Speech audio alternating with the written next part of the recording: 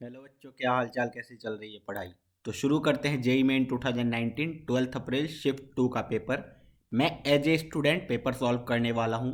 हर एक क्वेश्चन में line of thinking क्या होनी चाहिए, किस तरीके से हमें क्वेश्चन को सोचना है, किस तरीके से ऑन द स्पॉट स्किप करके आगे निकल लेना है, किस तरीके से उस पर टाइम वेस्ट नहीं करना है, आइडेंटिफाई करना है कि ये लेंदी क्वेश्चन था या ईजी क्वेश्चन था। ये सारी बातें पता चलेंगी इस वीडियो में। तो चलो शुरू करते हैं। क्वेश्चन नंबर 1 बोला गया the derivative of this with respect to x by two. X by two के रिस्पेक्ट में इसको डिफ्रेंशिएट करना है। ठीक है, एक फंक्शन का डिफ्रेंशिएशन दूसरे फंक्शन के रिस्पेक्ट में करना है। तो सबसे पहले तो हमें इस फंक्शन को देखना पड़ेगा। इस फंक्शन में कहीं एक्स बाई टू का कोई एलिमेंट नज़र आ रहा है क्या? बोलेंगे बिल्कुल भी नहीं। और क्या इसको डायरेक्टली डिफ्रेंशिएट करना अच्छा रहेगा? टेन इनवर्स के अंदर कुछ कुछ है? बोलेंगे नहीं। तो हम लोग क्या कर सकते हैं, इसको थोड़ा बहुत सिंप्लीफाई कर सकते हैं। कैसे? तो सिंप्लीफाई करने का सोचे अगर, तो हमें यहाँ पे दिख रहा होगा ten inverse of ten something होता है, तो वो डायरेक्ट वो थीटा प्लस लैम्डा टाइप कुछ बन जाता है। ठीक है, मतलब मैं बोलना क्या चाह रहा हूँ, अगर tan inverse of tan some angle हो तो ये थीटा प्लस माइनस कुछ लैम्डा टाइम्स बन जाता है, डिपेंडिंग ऑन कि एंगल कहाँ से कहाँ तक जा रहा है। ओके, तो अगर मैं इसके अंदर टेन वाली चीज़ जनरेट कर लूँ, जो कि मैं क्लास में हमेशा बताया करता हूँ कि अगर तुम्हें sine plus cos divide by sine minus cos या फिर sine minus cos upon sine plus cos, इस टाइप की चीज़ें दिखे, तुरंत तुम्हारे दिमाग में एक फार्मूला आ जाना चाहिए। डैट इज़, इस इक्वेशंस को मैं क्या करने वाला हूँ, कॉस एक्स से ऊपर और नीचे डिवाइड करने वाला हूँ। तो ये इक्वेशन क्या बन गया देखना, ten inverse of cos x से ऊपर और नीचे डिवाइड करोगे तो आएगा ten x minus one divided by ten x plus one. अब इस चीज़ को ध्यान से देखना। अब मैं अगर बोलूँ कि मेरे पास ये एंगल है टेन एक्स और ये टेन पाई बाय फोर, तो ये आ गया tan A minus tan B divided by one plus tan A tan B. तो इसको क्या लिखा जा सकता है, tan inverse of tan A minus B, that is x minus pi by four. Okay, अब देखो यहाँ पे ध्यान से, ये आ गया मेरा tan inverse of tan of x minus pi by four. So this can directly be written as x minus pi by four plus minus कुछ कांस्टेंट। लेकिन अगर मैं एंगल देखूँ तो जीरो से पाई बाय टू में है, तो ये एंगल से मुझे फ़र्क नहीं पड़ता है, x minus pi by four भी चलेगा। अब इसका डिफ्रेंसिएशन करना है एक्स बाई टू के रिस्पेक्ट में। चलो मान लेते हैं ये फंक्शन वाई है, इसको डिफ्रेंशिएट करना है d y by d of x by two करना है मुझे। ठीक है, तो ये कैसे होगा देखना, this can be written as d y by d x by two. ठीक है, and this can be written as two times, इसका डिफ्रेंसिएशन कितना होगा वन, तो ये अल्टीमेटली कितना आ गया टू। तो तुम्हारा d y by d x निकल गया। तो इस क्वेश्चन को मैं इजी कैटेगरी में रखूँगा। मैक्सिमम बच्चों ने इसको एग्जीक्यूट कर लिया होगा और बच्चे ने सॉल्व कर लिया होगा। ठीक है, तो आज के बाद तुम्हें यही याद रखना है, इन्वर्स के अंदर कुछ आए बड़ा सा एक्सप्रेशन तो सबसे पहले उसको सिंप्लीफाई करना होगा। सिंप्लीफाई करने के बाद वो क्वेश्चन बहुत ही ईजी हो जाएगा। Now the next question, for an initial screening of an admission test a candidate is given 50 problems to solve. ठीक है, कोई भी स्क्रीनिंग टेस्ट हो रहा है, उसमें 50 क्वेश्चंस दिए गए एक कैंडिडेट को सॉल्व करने के लिए। If the probability that the candidate can solve any problem is 4/5, then the probability that he is unable to solve less than two problem. मुझे ये क्वेश्चन पढ़ते ही तुरंत दिमाग में क्या आ जाना चाहिए कि नंबर ऑफ ट्रायल्स गिवन है, प्रोबेबिलिटी ऑफ सक्सेस गिवन है, बोला गया है कम से कम दो सक्सेस, मतलब unable to solve at least two problem, मतलब जीरो सक्सेस या फिर एक सक्सेस का प्रोबेबिलिटी कितना है। तो तुम बोलोगे अगर मैं प्रोबेबिलिटी ऑफ सक्सेस मानूँ कि उसने प्रॉब्लम को सॉल्व कर लिया, तो वो हो जाएगा P 4/5, एंड Q अगर निकालूंगा तो 1 - 4/5, that is 1/5। This is binomial probability वाला चीज़। अब नंबर ऑफ ट्रायल कितने मिलेंगे, तो basically number of trial is same as number of question. तो नंबर ऑफ क्वेश्चन कितने हैं मेरे पास, 50 क्वेश्चन है। ओके, मैं कोई भी एक रैंडम वेरिएबल मान लूँ x, such that he is able to solve problem. ठीक है, तो मुझे क्या चाहिए होगा, probability x is equal to 0 and probability x is equal to 1 क्या आने वाला है। Okay, probability x is equal to 0 सबको आई गेस फॉर्मूला तो याद ही होगा, NCR 50CR, R मतलब 0 success, P to the power R, P to the power 0, Q to the power 50 plus 50C1 P to the power 1, Q to the power 49। ये answer होना चाहिए। इसको आप simplify कर लेंगे P एंड Q की value डाल के। तो this is 50C0 which is 1, P to the power 0 is 1, Q to the power 50 is basically 1/5 to the power 50 plus 50C1 is 50, P to the power 1 basically 4 upon नीचे तो पूरा का पूरा 5 to the power 50 आ जाएगा। So this is 50 into 4 that is 200, 200 plus 1 is 201 divided by 5 to the power 50। तो देखो कौन सा ऑप्शन है तुम्हारे पास, 201 divided by 5 into 1/5 to the power 49। Option number 1 सही है। ये बहुत ही ईजी या मॉडरेट लेवल का क्वेश्चन था, मैक्सिमम बच्चे एग्जीक्यूट कर लेते हैं, क्योंकि अगर उसने प्रीवियस ईयर सॉल्व करे हैं तो प्रीवियस ईयर में तुम देखोगे बायनोमियल प्रोबेबिलिटी से क्वेश्चन बहुत सारे आते हैं, तो बायनोमियल प्रोबेबिलिटी तुम्हारा अच्छा होना चाहिए। ठीक है, नेक्स्ट क्वेश्चन हमारे पास है इंटीग्रेशन से, हमें इस चीज़ का इंटीग्रेशन करना है। A value of alpha such that, ये वाला इंटीग्रेशन का वैल्यू उन्होंने गिवन है ln ऑफ 9/8। ओके, अब बच्चों को इस इंटीग्रेशन देखते ही क्या सोचना चाहिए तुरंत कि यहाँ पे x प्लस अल्फ़ा है, यहाँ पे x प्लस अल्फ़ा प्लस 1 है। क्या ये पार्शियल फ्रैक्शन टाइप कुछ लग रहा है, मतलब इसको मैं दो में स्प्लिट कर दूँ तो ln समथिंग का डिफ्रेंसिएशन आ जाएगा क्या, देखते हैं। मैंने बोला ऊपर आई कैन राइट, ऊपर यू कैन राइट, क्या बताओ, तुम बोलोगे अल्फ़ा, चलो ऐसे कर लेते हैं, x plus alpha plus 1 minus x plus alpha ऊपर लिख सकते हैं। जैसे ही ये लिखोगे तुम्हारे पास आएगा क्या, बचेगा क्या, देखना। तुम बोलोगे सर सिर्फ 1 बचेगा, कैसे, x कट जाएगा, अल्फ़ा अल्फ़ा कट जाएगा, ऊपर 1 ही था ओरिजिनली, और नीचे वाले को मैंने सेम रहने दिया, x plus alpha into x plus alpha plus 1, integration dx मैंने और कुछ भी चेंज नहीं किया, अल्फ़ा से अल्फ़ा प्लस 1। ठीक है, अब इस इंटीग्रेशन को निकालने सबको आता है, बेसिकली ये इजी लेवल का क्वेश्चन है, ये इंटीग्रेशन मैक्सिमम बच्चों ने कर लिया होगा, बोर्ड लेवल से भी इजी क्वेश्चन आ गया है। ठीक है, अब तुम क्या करते हो, इसको स्प्लिट करते हो, जैसे स्प्लिट करोगे ये इंटीग्रेशन बन जाएगा, इंटीग्रेशन अल्फ़ा से alpha plus 1, 1/x plus alpha minus 1/x plus alpha plus 1। ठीक है, dx सेपरेट हो गया, यही चाहिए था मुझे। अच्छा, 1/x का जो इंटीग्रेशन होता है वो होता है ln x, तो ये इंटीग्रेशन आ जाएगा ln x plus alpha minus ये इंटीग्रेशन आ जाएगा ln x plus alpha plus 1।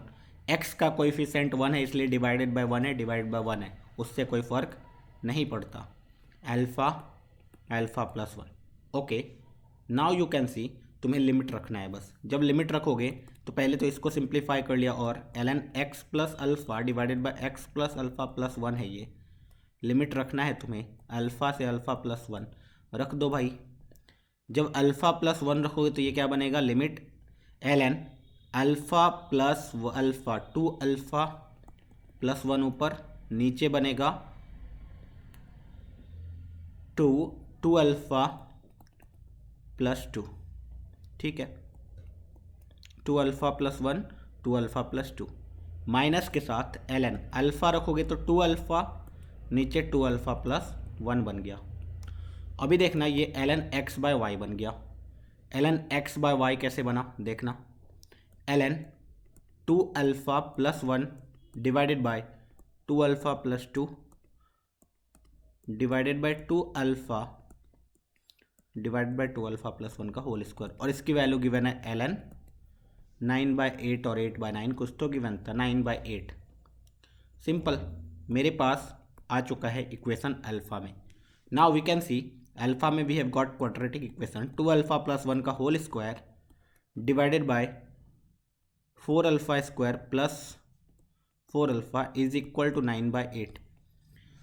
Cross multiply कर देंगे तो मेरे पास आएगा 8 into a square plus b square plus 2ab, this is equal to 36 alpha square plus 36 alpha. यहाँ से आएगा 32 alpha square plus 32 alpha plus 8 is equal to 36 alpha square plus 36 alpha. सबको एक साइड लेके जाएंगे तो 36 minus 32 is 4 alpha square plus 4 alpha minus 8 is equal to 0। 4 से divide कर दिया तो alpha square plus alpha minus 2 is equal to 0। Alpha is equal to 1 is satisfying, तो alpha minus 1 into alpha plus 2 is equal to 0। Alpha की value आ गई 1 comma minus 2। Alpha की value आ चुकी है 1 comma minus 2। Okay, 1 comma minus 2। तो यहाँ पे अल्फ़ा की वैल्यू क्या गिवन है? -2।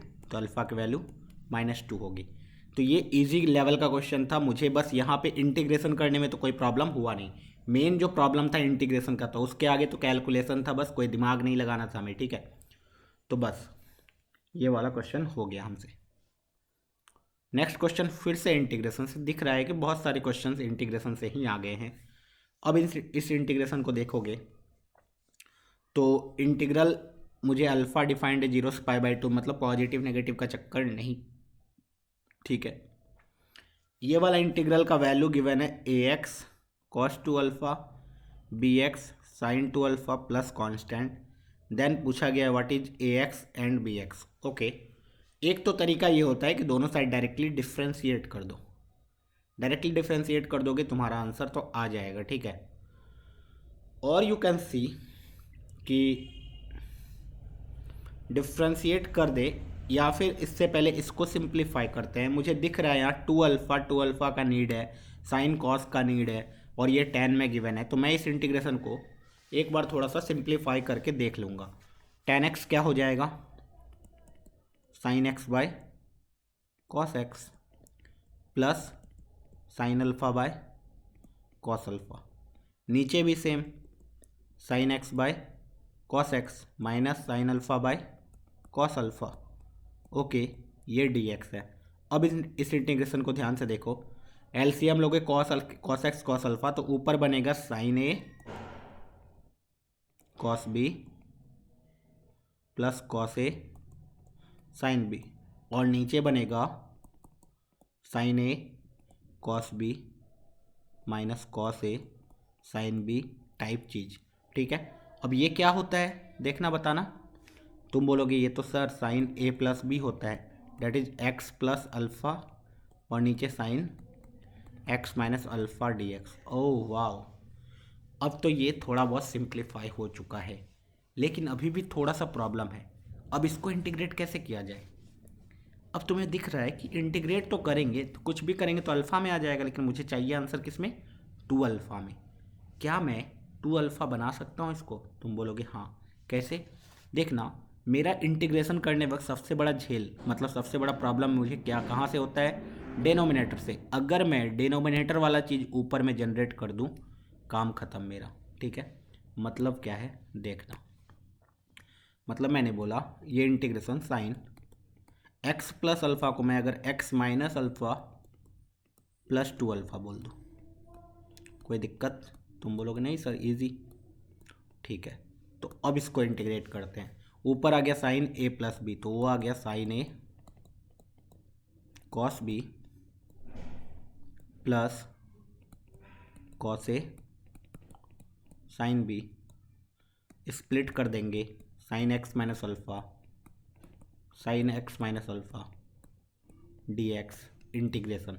यहाँ से यू कैन सी ये वाला इंटीग्रेशन सिर्फ आ गया cos 2 alpha plus cos by sine, ये तो साइन 2 अल्फ़ा कॉन्स्टेंट है, cos by sine is cot of x minus alpha d x. ये इंटीग्रेशन सबको आता है। This is x into cos 2 alpha plus sine 2 alpha into l n sine of x minus alpha, okay, plus कुछ constant. देख लो ए x क्या आ गया? एक्स, बी एक्स आ गया l n sine x minus alpha. A x क्या आ गया? एक्स, अच्छा वहाँ पे एक्स के जगह एक्स ही है basically, and l n sine of x plus alpha. Cos 2 alpha के साथ कुछ गड़बड़ हो गया क्या? साइन बाय साइन, तो ये इंटीग्रेशन एक्स ही आना चाहिए। ओके, तो इससे कुछ फ़र्क नहीं पड़ता है, एक्स प्लस उन्होंने क्या किया, इस कांस्टेंट को इसके साथ ले लिया, एक्स प्लस अल्फ़ा, एंड ये option number 1 is the correct option. तो बेसिकली यही था, तुम डायरेक्टली डिफ्रेंशिएट भी कर सकते थे दोनों साइड, या फिर तुमने थोड़ा बहुत एनसीईआरटी वाला इंटीग्रेशन किया है। मैं अभी भी सजेस्ट करूँगा जिन लोगों ने इंटीग्रेशन नहीं किया है, एक बार एनसीईआरटी लेवल का तो कर ही लो, ठीक है। तो अगर एनसीईआरटी लेवल का तुमने इंटीग्रेशन किया है तो ये वाला भी तुमसे हो जाता और ये वाला भी तुमसे हो जाता, ठीक है। चलो नेक्स्ट क्वेश्चन पे मूव करते हैं। Next question is from height and distance. तुम्हें दिख रहा होगा, जैसे ही पढ़ोगे तुम्हें समझ में आ जाएगा। The angle of elevation of the top of a vertical tower standing on a horizontal plane is observe to be 45 degree from the point A on the plane, ठीक है। तो हमारे पास कुछ डायग्राम इस तरीके का बनेगा। सपोज एक हॉरिजॉन्टल ग्राउंड है। हाइट एंड डिस्टेंस में जो होता है डायग्राम बनाना बहुत इंपॉर्टेंट होता है। डायग्राम बन गया तो क्वेश्चन बहुत ही ईजी हो जाता है। क्लास 10th के बच्चे भी इस क्वेश्चन को कर लेंगे, ठीक है। बोला गया एक टावर है, किसी भी पॉइंट ए से उसका एंगल ऑफ एलिवेशन गिवन है 45 डिग्री, ठीक है। ये पॉइंट ए है मान लेते हैं, okay. Let B be the point 30 metre vertically above point A से 30 मीटर एवब पे एक बी पॉइंट है। Now if the angle of elevation of the top of the tower from the B B 30 degree, मतलब यहां से ये angle of elevation 30 degree है। Then the distance in metre of the foot of the tower from the point A. तो basically अगर इसको P, इसको Q माना जाए और इसको M माना जाए तो मुझे AP डिस्टेंस निकालना है। Suppose this distance is D। Now we already know this is 30 and this is X मान लेते हैं, ठीक है।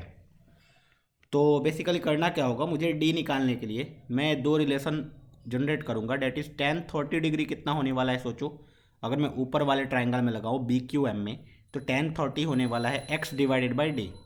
ओके, tan 30 इज बेसिकली 1/√3, तो x की वैल्यू आ गई D/√3, ठीक है।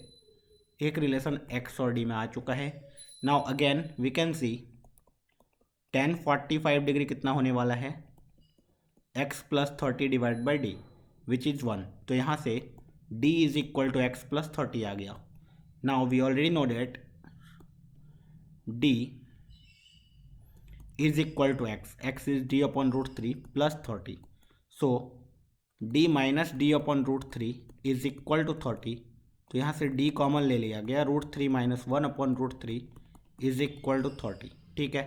तो d की वैल्यू कितनी आ गई, 30√3 divided by √3 minus 1, √3 plus 1, √3 plus 1 से मल्टीप्लाई डिवाइड किया तो नीचे आ गया a² माइनस b² 2, तो ये आ गया 15।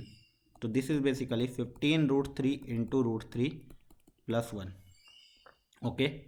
15√3 इंटू √3 प्लस 1, इसको √3 को अंदर लेके चलेंगे तो आ जाएगा 15 into 3 plus √3, 15 into 3 plus √3, option number 1।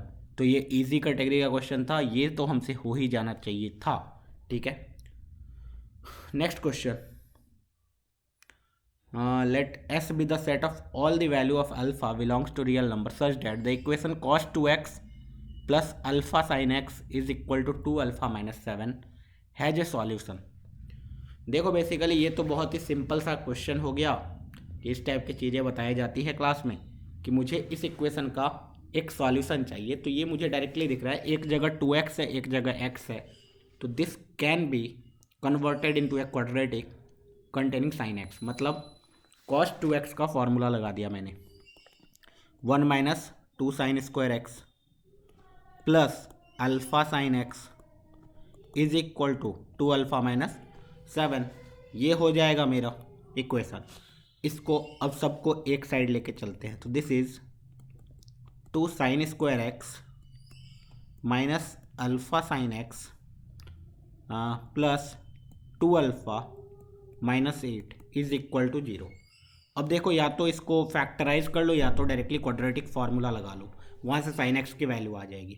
मुझे यहाँ पे फैक्टराइजेशन दिख रहा है, कैसे, इन दोनों में 2 कॉमन, तो मैं 2 कॉमन निकाल लूँ तो आ जाएगा sine square x minus alpha.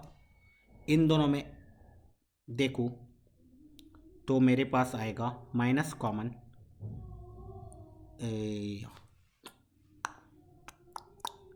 कुछ नहीं हो रहा है फैक्टराइज,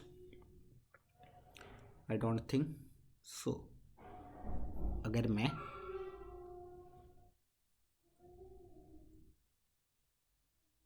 ओके इन दोनों में अगर साइन एक्स कॉमन निकालूं तो आएगा 2 sine x minus alpha. Okay and in दोनों में 2 ही कॉमन निकाल सकते हैं, तो अल्फ़ा माइनस 4 यहाँ से भी नहीं हो रहा है, कोई बात नहीं, this is not getting factorised. तो हम लोग डायरेक्टली फॉर्मूला लगा सकते हैं।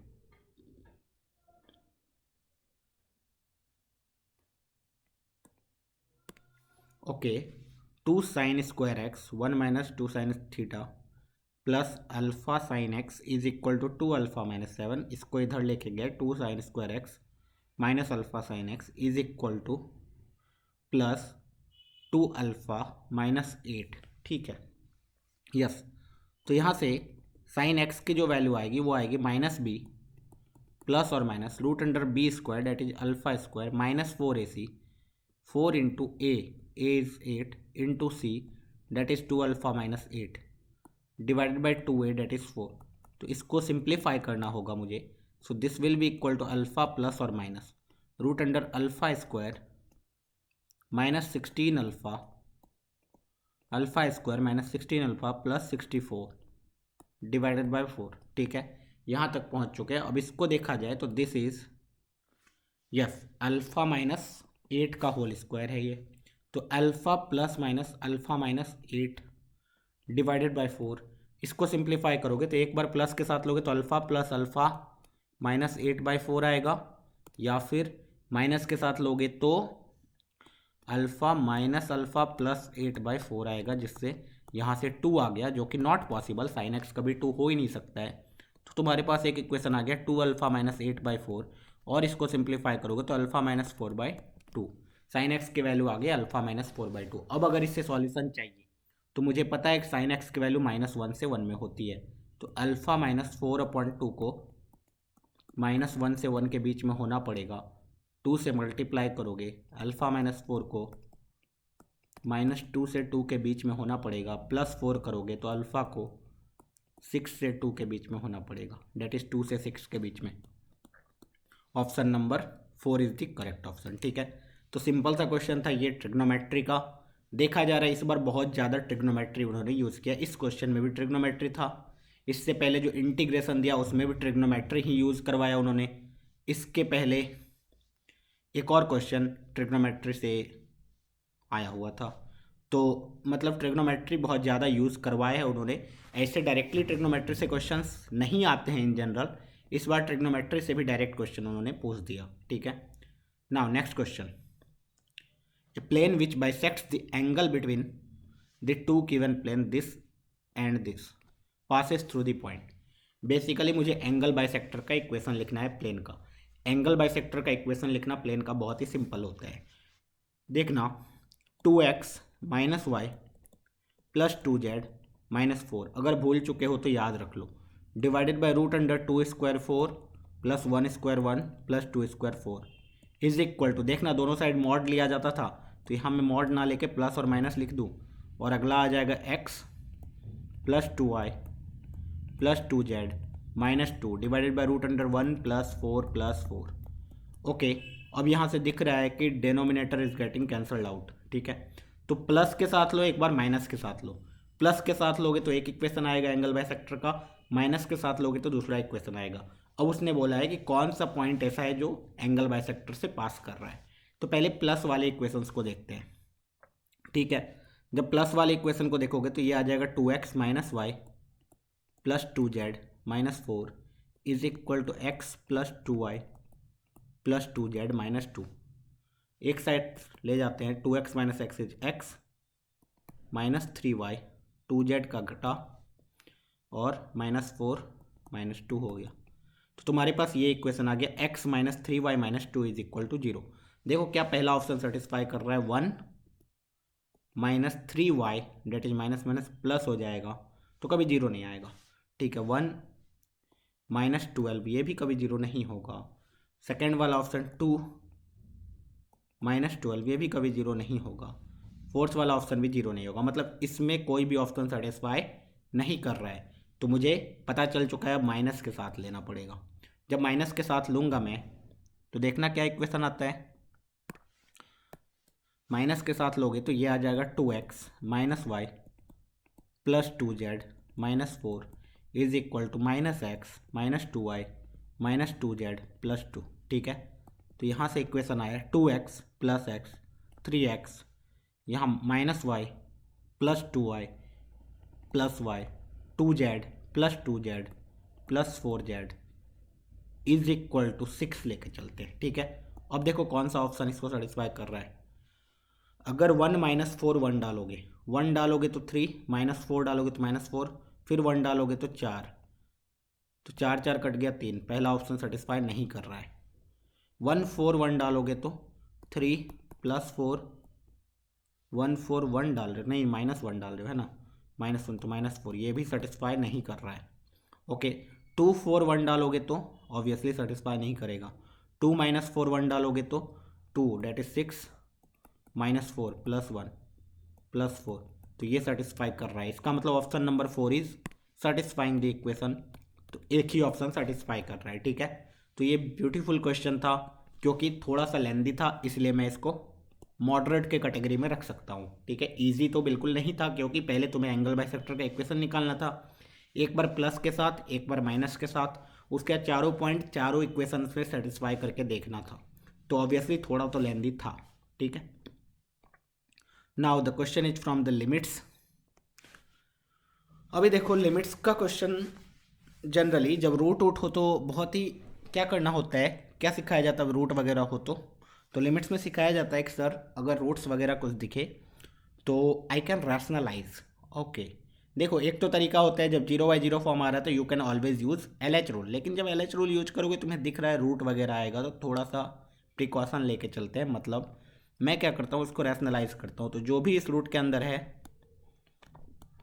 प्लस इस रूट के अंदर वाला डिवाइडेड बाय उसी से, तो इससे फ़ायदा क्या हो जाने वाला है देखना, ये बन जाएगा x प्लस 2 साइन एक्स तो ऊपर रहेगा ही, इधर बन जाएगा root under x square plus 2 sine x plus 1 plus root under sine square x minus x plus 1, ठीक है, divided by a square minus b square, तो x square plus 2 sine x plus 1 minus sine square x plus x minus 1, 1 से 1 कटेगा, ठीक है। अब जब x is equal to 0 डालोगे ये डिटर्मिनेंट फॉर्म खत्म हो चुका है, that is this is basically 0 plus 0 1 आ गया ये, एंड दिस इज ऑल्सो 1, तो 1 प्लस 1 2, तो 2 टाइम्स उस पूरा को हटा दिया, क्योंकि मल्टीप्लीकेशन में है तो I can always apply limit, ठीक है। नीचे आ रहा है तुम्हारा x square plus x plus 2 sine x minus sine square x, okay ये आ गया तुम्हारा। नाउ अगर तुम x से डिवाइड करते हो ऊपर नीचे तो देखना क्या आएगा, 1 plus 2 sine x by x, नीचे क्या आएगा x plus 1 plus 2 sine x by x minus sine x by x into sine x. अब अगर लिमिट रख दिया जाए, लिमिट एक्सटेंडिंग टू 0 चल ही रहा है, ठीक है, जैसे ही रख दिया जाए तो ऊपर क्या आ जाएगा, ये तो 2 था एक्स्ट्रा एक, ऊपर आ जाएगा 1 प्लस 2 3 डिवाइड बाई ये आ जाएगा 0 प्लस 1 प्लस 2 माइनस 0, तो नीचे भी आ जाएगा 3, तो फाइनल आंसर 2 आ चुका है, ठीक है, ऑप्शन नंबर 2। तो ये लिमिट को इजी कैटेगरी में रखता हूँ। बहुत सारे बच्चे अगर इतना नहीं सोच पाओगे तो यहाँ तक तो पहुँच ही जाएंगे बच्चे, यहाँ तक अगर पहुँच जाएंगे then you can use LH rule, तब तुम्हारा लाइफ थोड़ा सा ईजी हो जाएगा, ठीक है। देखो a group of students compromise of 5 boys and n girls, मेरे पास जो नंबर ऑफ बॉयज़ है वो है 5, ठीक है, नंबर ऑफ गर्ल्स जो है वो है n, okay. If the number of ways in which a team of 3 students can randomly be selected, मुझे एक टीम बनाना है जिसमें कितने होंगे, 3 स्टूडेंट्स होंगे, ठीक है। Now from this group says that there is at least 1 boy and at least 1 girl in each team. हर टीम में एक कम से कम बॉय, एक कम से कम गर्ल, ओके। तो ऐसा 3 में जब बनाओगे तो हो सकता है बॉय 1, मतलब ऐसा मैं डायरेक्ट बी लिख देता हूँ, ठीक है। बॉय 1 बॉय 2 क्या लिखना, बॉय बॉय गर्ल, ठीक है। ऐसा भी हो सकता है टीम में बॉय गर्ल गर्ल। बस 2 ही पॉसिबिलिटी है आई गेस। और कोई पॉसिबिलिटी है क्या? मतलब कम से कम एक लड़का और कम से कम एक लड़की होनी चाहिए। मतलब एक प्लेस को तुमने एक में बॉय भर दिया, एक गर्ल। अब थर्ड प्लेस जो बचा तुम्हारा वो या तो बॉय आ सकता है या तो गर्ल, ओके। तो ये 2 पॉसिबिलिटी है। Now we can easily find out. अगर केस 1 को देखा जाए तो 2 बॉयज़ चाहिए होंगे, एक गर्ल्स। 2 बॉयज़ मतलब 5C2, एक गर्ल मतलब NC1। या फिर 2 गर्ल एक बॉय मतलब 5C1, 2 गर्ल मतलब NC2। इसकी वैल्यू गिवन है 1750, ओके। तो 5C2 is basically 10 I guess, है ना। 5 into 4/2 that is 10। NC1 is n plus 5C1 is 5, NC2 is n into n-1/2। This is equal to 1750। यहाँ से क्रॉस मल्टीप्लाई किया जा सकता है, that is 20n plus 5n² minus 5n is equal to 2 से multiply किया है I guess, तो 1750 को लिखा जा सकता है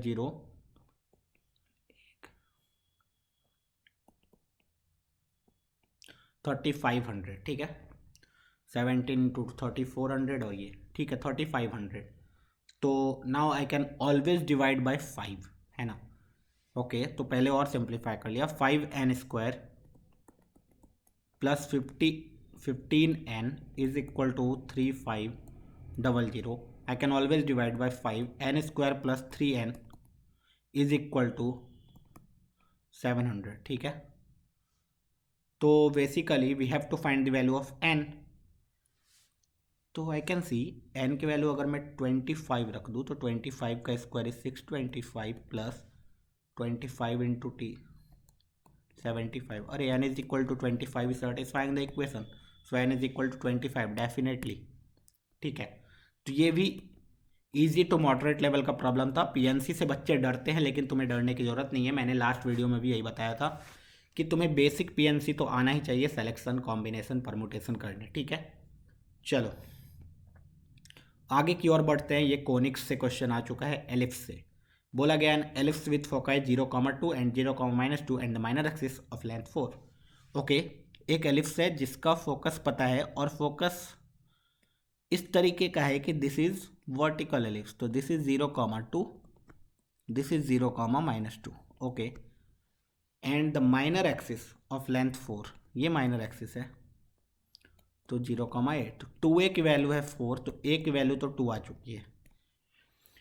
अब मुझे सिर्फ b चाहिए, तो I can always see b e is equal to 2 है, ठीक है। और यहाँ पे जो e का इक्वेशन होता है वो होता है √1 प्लस, इस बार b² ना होके a² होगा। क्यों? क्योंकि वर्टिकल एलिप्स है, ऑब्वियसली इस बार b is greater than a है। तो यहाँ से आई कैन क्रॉस मल्टीप्लाई, तो b² is equal to b² plus a²।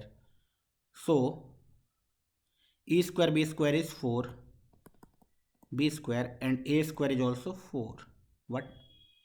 What the heck? 0, b है एंड द माइनर एक्सिस का लेंथ गिवन है 4, तो माइनर एक्सिस का लेंथ तो 2a ही होता है, 2a है 4 और वो भी 2 है, तो बी ई का होल स्क्वायर, तो b² प्लस a² 4 आ गया है मेरा। सॉरी माय बैड, यहाँ पे मैंने मिस्टेक किया है। This is not plus, this is minus, okay. तो now we can see this is b² minus a², तो b is 4, this is equal to b² minus 4, तो b² की वैल्यू आ गई 8। तो एलिप्स का इक्वेशन आ चुका है मेरे पास, x square upon a square plus y square upon b square is equal to 1। देख लो कौन सा ऑप्शन सेटिस्फाई कर रहा है। अगर ऑप्शन नंबर 1 डालेंगे तो दिस इज 2/4 प्लस 4/8, तो ये कितना आ गया 1/2 1/2, तो ऑप्शन नंबर 1 ही सेटिस्फाई कर रहा है। तो option number 1 is the answer. आगे देखने की जरूरत नहीं है क्योंकि सिंगल ऑप्शन करेक्ट है। चलो क्वेश्चन नंबर 10 हो चुका है। क्वेश्चन नंबर 11 कौन से चैप्टर से आ गया, सबको पता होना चाहिए, मैथमेटिकल रीजनिंग। मैथमेटिकल रीजनिंग मैं बार बार बोल रहा हूँ, पढ़ लो, एक क्वेश्चन हर पेपर में आएगा, ठीक है, चाहे वो 25 क्वेश्चन वाला पेपर हो या 30 क्वेश्चन वाला पेपर हो, मैथमेटिकल रीजनिंग और स्टैटिस्टिक्स से क्वेश्चन आते ही हैं। 4 8 मार्क्स गारंटीड दे जाते हैं। अगर तुम नहीं करोगे तुम 8 मार्क्स पीछे हो जाओगे, और 8 मार्क्स का मतलब समझ ही सकते हो कितना रैंक पीछे हो जाओगे, ठीक है। तो ध्यान से बोला गया the Boolean expression this is, तो पहले तो मुझे ये पता होना चाहिए P इम्प्लाइज Q का मतलब क्या होता है, not P union Q। P implies Q का मतलब होता है नॉट P यूनियन Q, ठीक है। अब देखना इसको ऐसा लिखा जा सकता है, तो यहाँ पे बस इसको देखो ध्यान से, P के जगह तो P ही है तो नॉट P, यूनियन Q के जगह क्या है, नॉट Q। ओके, इसका लेना है नेगेशन, तो ये तो क्या हो गया, डी मॉर्गन्स लॉ। तो this is P intersection Q, P intersection Q। इसमें तो मुझे वेन डायग्राम बनाने की जरूरत ही नहीं पड़ी, डायरेक्टली हो गया ये, ठीक है। तो इतना इजी क्वेश्चन होता है, इसीलिए मैं बोलता हूँ 1 मिनट भी नहीं लगता है इस सारे क्वेश्चन में, 4 मार्क्स आ जाते हैं, ठीक है। अगर तुम ट्रुथ टेबल से करने जाओगे हालत ख़राब हो जाएगा। मैंने अपने चैनल पे डाल के रखा है मैथमेटिकल रीजनिंग, जाके वहाँ से पढ़ लो, ठीक है। Okay, a circle touching x axis at 3, 0 and making an intercept of length 8 units on the y axis। Simple, ये जो क्वेश्चंस हम लोग देख रहे हैं ये सारे क्वेश्चंस मतलब लगभग क्लास इलस्ट्रेशंस है। अब तुम्हें पता है कि सर्कल इस तरीके से तुम्हें ड्रॉ करना है, सच दैट कुछ ऐसा हो circle. Okay, this is not looking like circle, लेकिन मान लो कि ये सर्कल है, ठीक है। चलो एक बार और मैं ट्राई कर सकता हूँ। Suppose this is the circle, ये वाला लेंथ तुम्हारा 8 है और ये कोऑर्डिनेट है 3, 0। अब तुम्हें ऑलरेडी पता है कि यहाँ से जो पॉइंट आने वाला है, okay, so centre will be 3, कुछ अल्फा। अब मुझे पता है this distance is alpha. Okay, now this distance is what, this distance is 4 क्योंकि परपेंडिकुलर बाइसेक्टर। अच्छा, ये 4 और ये कितना है, 3 है, तो ये कितना हो जाएगा, 5 ऑब्वियसली।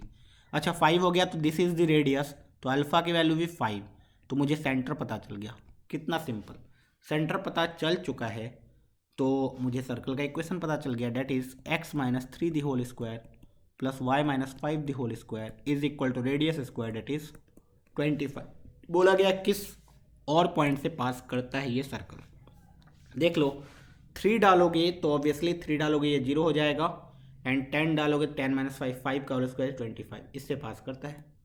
ऑप्शन नंबर 1, बहुत ही सिंपल। तो ये सारे इजी कैटेगरी के क्वेश्चन है, ठीक है, तुमसे होने चाहिए। मुझे नहीं लग रहा है ये पेपर थोड़ा ज़्यादा टफ है, मतलब बेसिक्स से अगर सोच रहे हो तुम, हर एक चैप्टर का बेसिक्स क्लियर है तुम्हारा, तो तुम बहुत ही आसानी से इस चैप्टर को और इस पेपर को करते जाओगे, ठीक है। और तुम्हें क्या करना है, एग्जाम में पेशेंस की ज़रूरत है, थोड़ा सा पेशेंस रखना है, ठीक है। अब देखो ये बाइनोमियल का समेशन आ गया। बहुत सारे बच्चे बाइनोमियल समेशन से डरते हैं क्योंकि डिफ्रेंसिएशन इंटीग्रेशन, तो देखो ऐसा नहीं है, डरने की बात नहीं है, तुम बस इसका जनरल टर्म देखो, 20c1 2 square 3 square 4 square 20 square है, तो ओबियसली यहाँ पे 1 स्क्वायर रहा होगा। ओके, जब इसका जनरल फॉर्म लिखोगे, देखो इस टाइप की चीज़ों को 2 तरीके से सॉल्व करते हैं। एक तो जनरल मेथड होता है बाइनोमियल का यूज़ करके, या तो डिफ्रेंसिएशन करके, 2 बार डिफ्रेंशिएट करोगे स्क्वायर बन जाएगा, ठीक है। कैसे, तो मैं एक बार बता देता हूँ। 1 + x⁻20 को जब लिखोगे तो ये आएगा 20c0 plus 20c1x plus 20c2x square, इसी तरीके से 20c20 x⁻20। एक बार डिफ्रेंशिएट कर दिया तुमने, 20 × 1 + x⁻19 आ गया, इज इक्वल टू, इधर ये 0 हो गया, इधर हो गया x⁻1 का 1 गया, ये 20c1 आया, प्लस 2 × 20c2x प्लस 3 × 3x², एक एक कम हो चुका है, तुम्हें दिख रहा होगा 20 × 20c 20x⁻19। तुम्हें क्या करना होगा, एक और बार x से मल्टीप्लाई करो दोनों side, 20 × x × 1 + x⁻19 is equal to, तुम क्या कर सकते हो, x × 20c1 + 2 × 20c2 x² + 3 × 20c3 x³।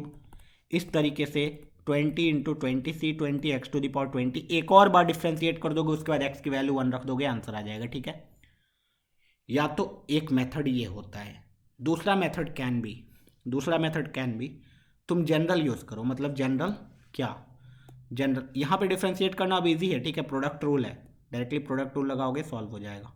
ठीक है, तो चलो मैं सॉल्व कर ही देता हूँ, और दूसरा मेथड भी मैं डिस्कस कर दूंगा ताकि तुम्हें मल्टीपल अप्रोचेज पता हो। ठीक है, एक और बार डिफ्रेंशिएट करोगे तो ये आ जाएगा 20, x का डिफ्रेंशिएशन 1, तो 1 + x⁻19 रह गया, एंड फिर 1 + x⁻19 का डिफ्रेंशिएशन आ गया 19 × 1 + x⁻18 × x। ठीक है, एक सेकेंड। ओके, तो अब डिफ्रेंशिएट किया, x का डिफ्रेंशिएशन यहाँ किया, x को जैसे का तैसे रन दिया, इसका डिफ्रेंशिएशन यहाँ किया। ठीक है, अब बाकी तुम्हें दिख रहा है कि यहाँ पे 20c1 + 2² × 20c2 3² × 20c3 जो चाहिए था वही बन चुका है, x। तो x की वैल्यू जब जैसे ही 1 रखोगे यहाँ पे आ जाएगा 20 × 1 + 1 2 2⁻19 + 19 × 2⁻18। ओके, तो इसको सिंप्लीफाई किया जाए, 2⁻18 कॉमन यहाँ पे आया 2 + 19।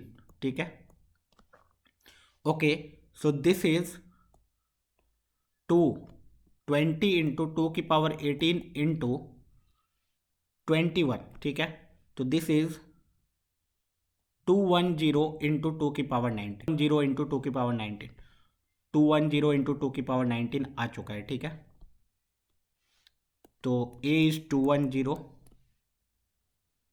2⁻19। ओके, तो एक और 2 इधर ले लिया जाए तो 420 × 2⁻18, तो 420 और 18 वाला ऑप्शन आ जाएगा। ठीक है, तो ये मेथड तो एक था। General method can be, summation तुम लिखोगे r² × 20cr। ठीक है, r² × 20cr, r की वैल्यू 1 से स्टार्ट करोगे, कहाँ तक जाओगे, 20 तक। अब तुम्हें डायरेक्टली फॉर्मूला लगाना पड़ेगा, क्या तुम बोलोगे, दिस इज r = 1 से 20 r × 20cr। r × NCR का फॉर्मूला तुम्हें पता होना चाहिए, n × n-1 CR-1। ठीक है, तो this is 20 × 19 CR-1। So this can be written as 20 × summation r = 1 से 20, r को लिख दिया मैंने r-1 + 1 × 19 CR-1। इससे फ़ायदा क्या हुआ, this can be written as 20 bracket के अंदर आएगा समेसन r-1 19 CR-1 + 19 CR-1 अलग से जाएगा। ठीक है, ओके, यहाँ पे अब तुम्हें लग रहा होगा डिफिकल्ट, इसलिए मैंने डिफ्रेंशिएशन वाले से कर लिया। अब तुम देख सकते हो, दिस इज अगेन 19 × 18 CR-2, और इसका समेसन 2⁻19 है, तो this can be written as 20 × 19 × 2⁻18 + 2⁻19। Same answer आ गया यहाँ से भी। ठीक है, तो इस टाइप के क्वेश्चन डिफिकल्ट होते हैं। ठीक है, बहुत बच्चे बाइनोमियल से खुद डरते हैं, CV का समेसन, एक तो उन्हें सीरीज समेसन से डर लगता है, उसके बाद अगर बाइनोमियल में सीरीज समेसन आ जाए तो और डिफिकल्ट हो जाता है उनके लिए। ठीक है, तो मैं समझ सकता हूँ, ये अगर तुमसे छूट भी जाए क्वेश्चन तो घबराने की बात नहीं है, बहुत सारे बच्चों ने इसको नहीं किया होगा। ओके, नेक्स्ट क्वेश्चन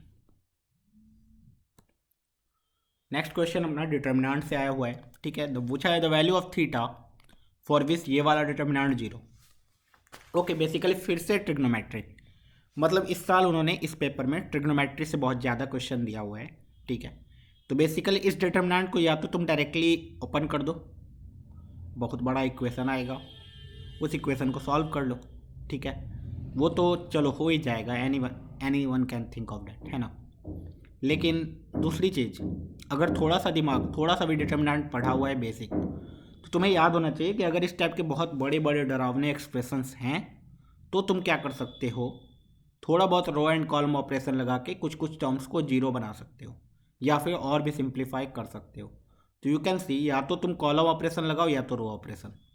मतलब क्या है, अगर मैं रो वन को, मुझे दिख रहा है कि रो वन को मैं अगर रो वन माइनस रो टू कर दूं एंड रो टू को मैं रो टू माइनस रो थ्री कर दूं, इससे मेरा लाइफ थोड़ा इजी होगा। देखना कैसे। रो वन को मैंने row one minus row two किया तो one plus cos square theta minus cos square theta one आ चुका है। Sine square theta minus one minus sine square theta is minus one. Okay, यहाँ से आएगा four cos six theta minus four cos six theta zero. ठीक है। Now row to को मैं लिख रहा हूँ row two minus row three, cos square theta minus cos square theta zero, one plus sine square theta minus sine square theta one, four cos theta तो ये minus one. अगला ऐसे ही रह जाएगा cos square theta sine square theta one plus four cos six theta, इसकी value zero given है। तो अब इसकी वैल्यू कैलकुलेट करना इजी है मेरे लिए, दिख रहा होगा। देखना, अब देखो, जब डिटर्मिनेंट को ओपन करते हो तो किसी भी कॉलम किसी भी रो के थ्रू कर सकते हो। तो मैं लास्ट कॉलम या रो के थ्रू करता हूँ, प्लस माइनस प्लस। तो जब कॉस स्क्वायर थीटा लिखोगे तो तुम्हें इसका रो इसका कॉलम को ढकना होगा। Minus one into minus one is one minus zero. ठीक है। माइनस साइन स्क्वायर थीटा लिखोगे तो इसका रो इसका कॉलम को ढकना होगा। Minus one into minus one is one.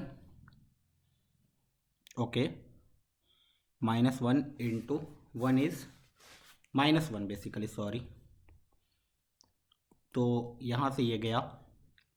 उसके बाद तुम क्या लिखोगे, कॉस इसको, तो इसका रो इसका कॉलम को ढक दिया, that is one plus four cos six theta already तुमने लिख दिया है, वन इंटू वन ही वन। ठीक है।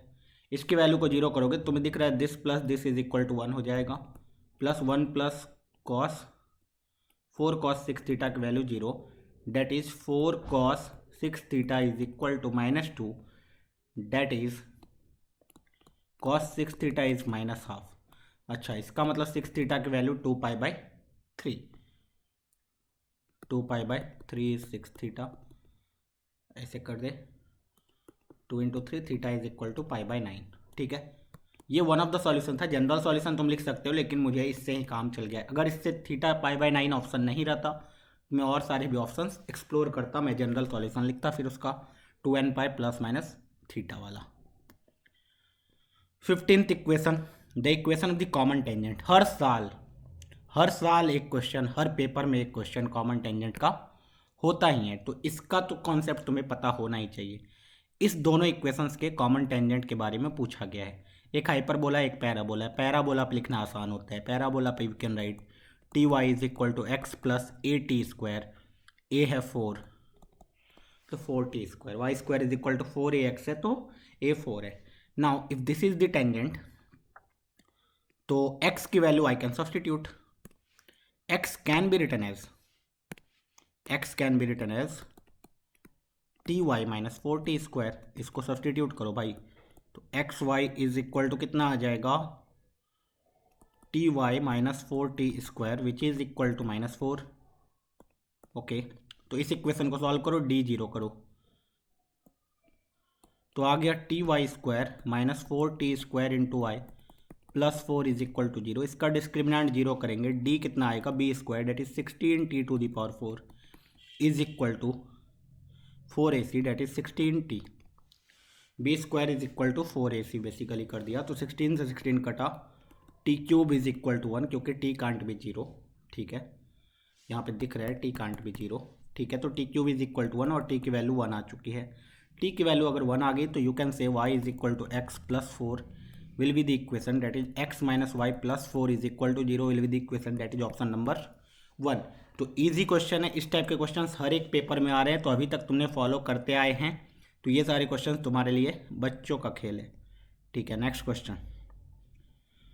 इसी टाइप का सिमिलर क्वेश्चन शायद हमने किया हुआ है already. Let z belongs to complex number, imaginary of z given है। ठीक है, and it satisfies the equation this. अच्छा, इमेजनरी ऑफ जेड गिवन है, this means z is equal to x plus iota y that is x plus ten iota. Okay, इसको cross multiply करेंगे तो two z minus n will be equal to 2 iota minus 1 into 2z plus 1। 2z को लिख सकते हैं x plus 10 iota minus n, ठीक है। x plus 10 iota minus 1 कर सकते हैं। Why it is not working, कुछ तो गड़बड़ हो गया। ओके, तो 2z, z को लिखा मैंने x plus iota y, x plus 10 iota minus n, this is equal to, ये तो 2z माई प्लस n था। ओके, सो अगर मैं इसको ओपन करूँ तो this is 2 iota minus 1 and यहाँ से 2 इंटू जेड को लिख सकते हैं x plus 10 iota plus n, और सिंप्लीफाई किया जाए तो we can see 2x plus 20 iota minus n, this is equal to 2 iota minus 1 into इधर से 2x plus n plus 20 iota, bracket open करो तो यहाँ से 2x minus n plus 20 iota is equal to, इस ब्रैकेट को multiply करोगे तो यहाँ से you will get 4x plus 2n minus 20, sorry minus 20, उधर से आएगा minus 2x minus n minus 20 iota, and मैंने यहाँ मिस्टेक किया, 4x iota 2n iota. Okay, so अगर मैं आयोटा और कांस्टेंट वाले को एक साथ रखूँ तो this is minus 20 minus 2x minus n plus iota वाले को एक साथ रखें तो 4x प्लस 2n माइनस 20, और इधर से 2x minus n plus 20 iota. तो दिख रहा है दोनों साइड को कंपेयर किया जाए, दो कॉम्प्लेक्स नंबर इक्वल है। This means we can say that 2x minus n is same as minus 20 minus 2x minus n, और उधर ले जाएंगे दोनों को तो we can say 4x plus 2n is equal to minus 20, 2x plus n is equal to minus 10। Okay, एक equation. दूसरा equation आ जाएगा 20 is equal to 4x plus 2n minus 20, that is 40 is equal to 4x plus 2n, तो 2 से divide कर दिया, 20 is equal to 2x plus n। अब मैं 2x को यहाँ सब्स्टिट्यूट कर दूंगा क्योंकि मुझे n चाहिए होगा, तो 20 is equal to 2x can be minus 10 minus n plus n, what. Okay,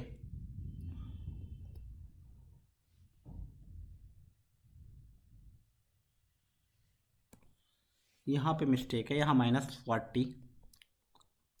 okay, so this is minus 40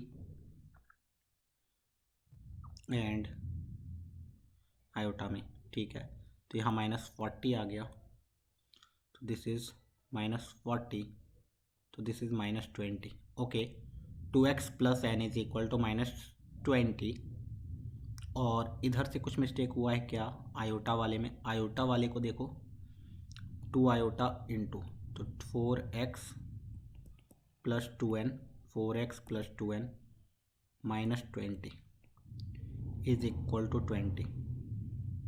okay, तो कुछ तो गड़बड़ है बेसिकली। अब मैं चेक नहीं कर रहा हूँ क्योंकि कैलकुलेशन हैफेजार्ड हो चुका है पूरा, मुझे फिर से सॉल्व करना पड़ेगा। बस तुम्हें इतना ही था कि मेरे पास x और n में दो इक्वेशंस आते, दो वेरिएबल थे, दोनों के दोनों सॉल्व हो जाते। x जो आता है वो होता है real of z and n जो आता है वो होता है n। तो बेसिकली ये तो सिंपल क्वेश्चन था, इसमें ज़्यादा कुछ करना नहीं था। सिली मिस्टेक मेरे से हो चुका है, माय बैड, लेकिन तुमसे ये क्वेश्चन हो जाना चाहिए, इजी कैटेगरी का क्वेश्चन था, ठीक है। Next question is a triangle has a vertex 1,2 and the mid point, ठीक है, कोई भी एक ट्राइंगल है, इसका वर्टेक्स है एक 1,2 and the mid point of the two sides, एक है -1,1 एक है 2,3। ये रिपीटेड क्वेश्चन है बेसिकली, ये क्वेश्चन आ चुका है। देन द सेंट्रॉइड पूछा गया है, तो सबसे पहले मैं बी का कोऑर्डिनेट निकाल लूंगा। बी का कोऑर्डिनेट अगर x था तो x plus 1 is equal to -2, that is x is equal to -3, ठीक है। उसी तरीके से y plus 2 is equal to 2, तो y इज इक्वल टू 0, ठीक है। तो ये 3,0 आ चुका है। उसी तरीके से मैं मिड पॉइंट फार्मूला लगा रहा हूँ बेसिकली, ठीक है। अब c का कोऑर्डिनेट निकालोगे तो x plus 1 is equal to 4, तो x is equal to 3, 3 plus 1/4, ठीक है। उसी तरह y plus 2 is equal to 6, तो y इज इक्वल टू 4। अब सेंट्रॉइड निकाल लो। 1 3 minus 3 0 plus 1 1/3, 4 plus 0 4 plus 2 6 6/3 is 2, तो 1/3 comma 2 is the answer centroid. सबसे ईजिएस्ट क्वेश्चन मैं बोल सकता हूँ इसको, ठीक है। नेक्स्ट क्वेश्चन APGP से आ चुका है, सीक्वेंस एंड सीरीज। तो इफ A1 A2 A3 ये सारे सारे AP में, such that A1 plus A7 plus A16 is equal to 40। इस पर वो वाला नहीं लगेगा क्योंकि 4 टर्म्स है ही नहीं, 3 ही टर्म्स है। ओके, तो मैं A1 को अगर A बोल दूँ, A7 कितना हो जाएगा A प्लस 6D, A16 कितना हो जाएगा A प्लस 15D की वैल्यू 40 गिवन है, that is 3A plus 21D is 40। तो 3 से डिवाइड भी नहीं हो रहा है 3, तो A plus 7D is equal to 40, और we can say that A plus 7D की वैल्यू आ चुकी है 40 डिवाइड बाई 3। ठीक है, इसको रख लिया इस इन्फॉर्मेशन को। अब मुझे पूछा गया sum of the first 15 terms. Sum of the first 15 terms होगा 15/2, ठीक है, n/2 2A plus 15 minus 1 14 into D, तो हो चुका है ना, ये तो आ गया 15। 2 कॉमन निकाल लो, ब्रैकेट के अंदर A प्लस 7D की वैल्यू आ चुकी है, डेट इज 15 इंटू 40/3, 3 इंटू 5 5 के 20 200। सिंपल क्वेश्चन, ठीक है। अब तो ये सारे क्वेश्चंस फटाफट तुमसे होना चाहिए, इतने सारे PYQ कर दिए हैं मैंने कि अगर तुमने सारे को फॉलो किए हैं तो ये सब फटाफट तुमसे होता जाएगा, ठीक है। ओके, इसीलिए मैं बोलता हूँ PYQ में बहुत ज़्यादा पावर है, ठीक है। अगर तुम PYQ बहुत ढंग से कर लेते हो तो तुम्हारे लिए क्वेश्चंस डिफिकल्ट नहीं होते हैं फिर। Next question, if greatest integer of x denotes, ठीक है, ग्रेटेस्ट इंटीजर का मतलब उन्होंने समझाया है। 2 सिस्टम ऑफ इक्वेशंस गिवन है, बोला हैव इन्फिनिटली, अब 4 option have infinitely many solution of this if theta. तो सबसे पहले मैं थीटा अगर π/2 से 2π/3 के बीच में हो, सोचो तो मैं अगर साइन थीटा कॉस थीटा दोनों का ग्राफ बनाऊं, तो ये साइन x का ग्राफ, ठीक है। अब ये होता है 0, ये होता है π/2 कहीं इधर होगा, एंड ये 180 है तो 2π/3 कहीं इधर ही होगा, ठीक है। ओके, अब तुम्हें दिख रहा होगा कि जब π/2 पे एग्जैक्टली 1 होता है साइन, 2π/3 पे 1/2 होगा, ठीक है, सॉरी √3/2 होगा। ओके, तो यू कैन सी ये साइन एक्स का ग्राफ है, तो ये ग्रेटेस्ट इंटीजर, पहले वाले इक्वेशन के बारे में सोचो, साइन थीटा का ग्रेटेस्ट इंटीजर जो वैल्यू 1 से छोटी है और 0 से बड़ी है, 0 से बड़ी 1 से छोटी, इधर कहीं कोई नंबर है, उसका ग्रेटेस्ट इंटीजर कितना होगा, तुम बोलोगे 0, तो पहला वाला तो 0 into x plus cos theta वाला ग्राफ बनाओ कुछ देर के लिए, तुम बोलोगे कॉस थीटा ग्राफ सर कुछ ऐसा दिखता है, यहाँ कहीं π/2 होता है सर, यहाँ पाई होता है, यहाँ 2π/3 होता है। तो अब तुम्हें दिख रहा होगा कि इस बार 0 से लेकर के कुछ नेगेटिव में जा रहा है, डेट इज -1 से 0, इसके बीच में कोई नंबर आ गया, उसका ग्रेटेस्ट इंटीजर कितना -1। अब लेकिन -1 से 0 के बीच में कोई नंबर आ गया, लेकिन उसका भी माइनस के साथ, ठीक है, उसका भी माइनस के साथ, मतलब 0 से बड़ा नंबर आया, 1 से छोटा नंबर आया, -1 से 0 के बीच में सपोज -0.2 है, उसका माइनस ले लोगे तो 0.2 बन जाएगा वो, उसका ग्रेटर जो फिर से 0, तो ये तो बेसिकली 0 इज इक्वल टू 0 आ रहा है इक्वेशन, कुछ तो गड़बड़ है, कुछ तो गड़बड़ है इस इक्वेशन में। साइन थीटा का अगर π/2 से 2π/3 के बीच में देखा जाए, π/2 1 है, 2π/3 इधर कहीं √3/2 है।